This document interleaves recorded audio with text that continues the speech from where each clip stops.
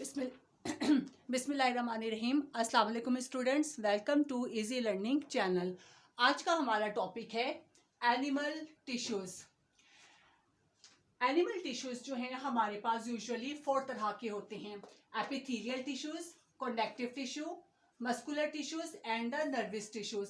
सबसे पहले हम देखते हैं एपिथेलियल टिश्यूज। एपिथेलियल टिश्यूज यानी कि सबसे आउटर मोस्ट जो टिश्यूज होते हैं वो हमारे पास एपिथेलियल टिश्यूज कहलाएंगे।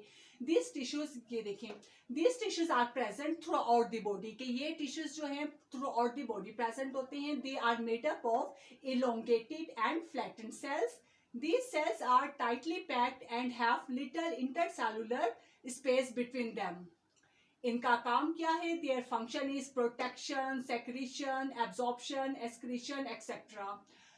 On the basis of shapes, shape की basis पे epithelial cell is further divided into 5 types: simple squamous epithelium, simple cuboid epithelium, simple columnar epithelium, stratified squamous epithelium and ciliated columnar epithelium. सबसे पहले हमारे पास type आ जाती है simple squamous epithelium cell. These tissues are made up of single layer of thin flattened cells. और इनका काम क्या है? Their function is exchange of gases in the lungs, line of blood, lymph vessels as well as body cavities. कि इनका काम क्या है? Gases exchange होता है. दूसरा हमारे पास है सिंपल क्यूबॉइड एपिथेलियम. जैसा कि इसके नाम से पता चल रहा है कि ये एपिथेलियम सेल क्यूबॉइड होंगे, क्यूब शेप्स के होंगे. तो this tissues consist of single layer of cube shaped cells with centrally located nuclei. इनका फंक्शन क्या है? Their function is secretion and absorption in the kidneys and secretion in glands. Kidney और glands के अंदर secretion करते हैं और absorption करते हैं. थर्ड हमारे पास आ जाता है सिंपल कोलुमनर एपिथेलियम. इसके भी नाम से जाहिर है कि इसके शेप्स की सेल, इनकी शेप सेल्स कैसी होगी? Columnar. These tissues are made up of row of elongated cells. They line the stomach and intestine where it protect underlying tissues. They secrete digestive fluid and also absorb nutrients. Fourth हमारे पास आ जाता है stratified squamous epithelium. These tissues are made up of layer of flattened cells. They are designed to protect underlying layer. And they made up of outer layer of skin, line of mouth, throat and inner body parts के ये inner body parts की layer बनाती है. Fifth हमारे पास आ जाता है ciliated columnar epithelium.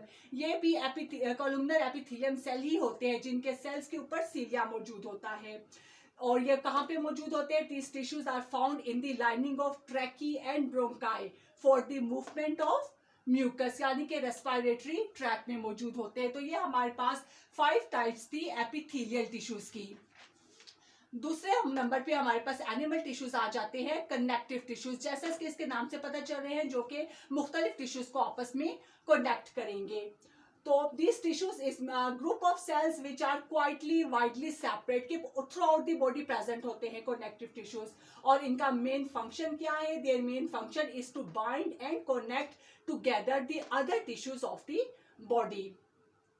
अब ये भी 3 तरह के होते हैं. नंबर 1 आ जाते हैं हमारे पास connective tissues proper, skeletal tissues and the fluid connective tissues. सबसे पहले हमारे पास आ जाते हैं connective tissues proper. They are found under the skin, around the kidneys and abdomen, यहाँ पे मौजूद होते हैं. दूसरे हमारे पास आ जाते हैं स्केलेटल टिश्यूज. स्केलेटल टिश्यूज जो है यूजुअली इंक्लूड होता है कार्टिलेज एंड बोन्स पर.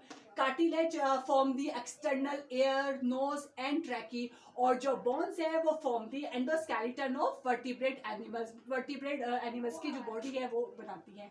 थर्ड हमारे पास इसकी टाइप आ जाती है fluid connective tissue. Fluid connective tissues यानी कि ब्लड, जो कि throughout the body present होते हैं. Blood is consist of plasma, red blood cells, white blood cells and the platelets. Third type हमारे पास आ जाती है मस्कुलर टिश्यूज की.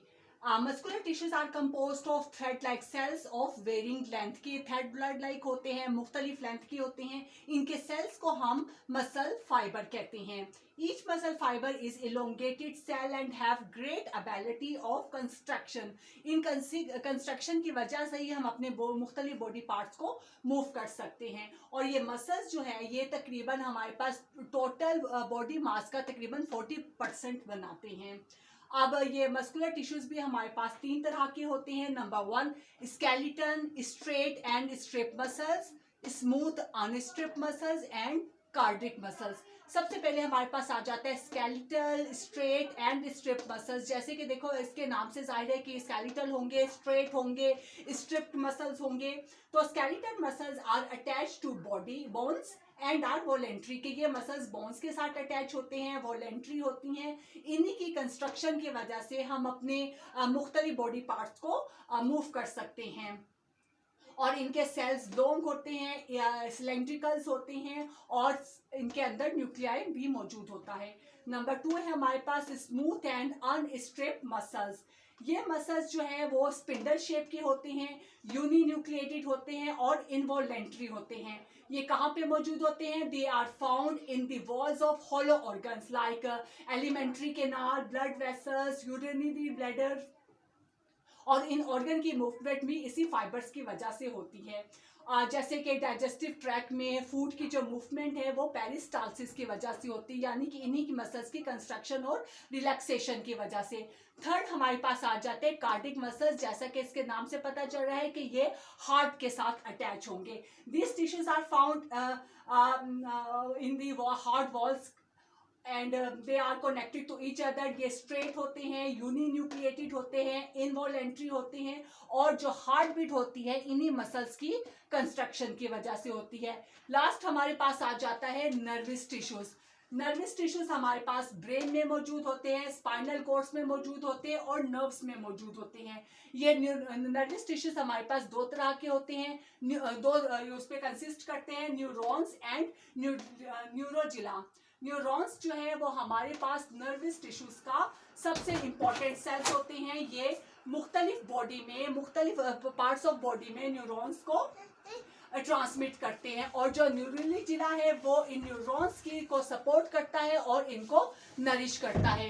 तो ये हमारे पास 4 टाइप्स थी एनिमल टिश्यूज की। मुझे उम्मीद है कि आपको समझ आ गई होगी। अगर आपको समझ आ गया हो, पसंद आया हो तो मेरी वीडियो को लाइक कर दें। इंशाल्लाह ताला हम अगली वीडियो में नए टॉपिक के साथ फिर मिलते हैं। तब तक के लिए अल्लाह हाफिज़।